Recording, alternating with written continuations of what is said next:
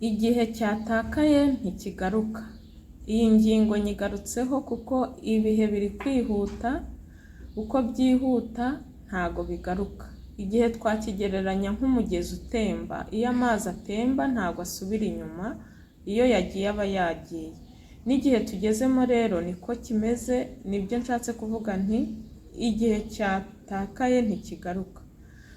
Ushobora kwicara uvuga ngo iki ndagikora mu kanya, iki nzaba ngikora, nzagira gutya na gutya. Oya, nimba hari icyo ushaka gukora gikore none, kuko ejo utazi nimba ari ahawe. Icyiza wumva wakora gikora uyu munsi. Uyu munsi ni wo wawe, iby'ejo bibara b'ejo nk'uko tubizi mu Kinyarwanda. Nimba ushaka gutera imbere, bitekerezeho uyu munsi. Wenda bishobora kudahita byera imbuto, ariko icyiza cyose wumva wakora gishyire mu bikorwa uyu munsi. Icyo ushoboye, icyo udashoboye ugishyire mu biganza by'Imana.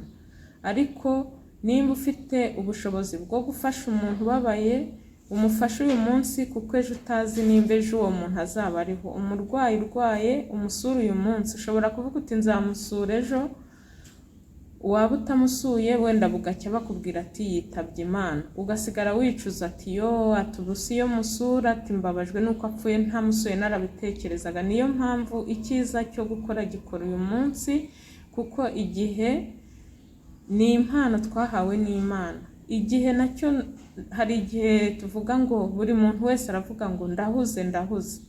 Buri wese avuze ngo ndahuze, ninde uzaberaho undi? Reka dufashanye, igihe n'impano twahawe n'Imana tugisangize bagenzi bacu. Umuvandimwe nimba aje akugana, umusange, umutega amatwi.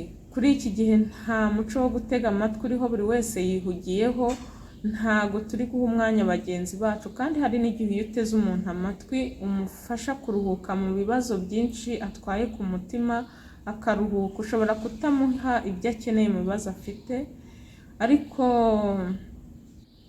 wamuha akanya ko kumutega amatwi, ukaba wamufasha kugira amahoro y'umutima, kwihangana, ukamukomeza. Ni umuco mwiza. Niyo mpamvu rero twe guhora tuvuga ngo nta gihe, niduhora tuvuga ngo nta gihe, nta n'icyo tuzagira. Rero duharanire gukoresha igihe cyacu neza. Iyo igihe cyatakaye ntikigaruka, kandi nitukicuza n'ubundi ntituzagisubizaho. Ngaho rero nimubyaze umusaruro igihe mufite, mugikoresha ibyiza.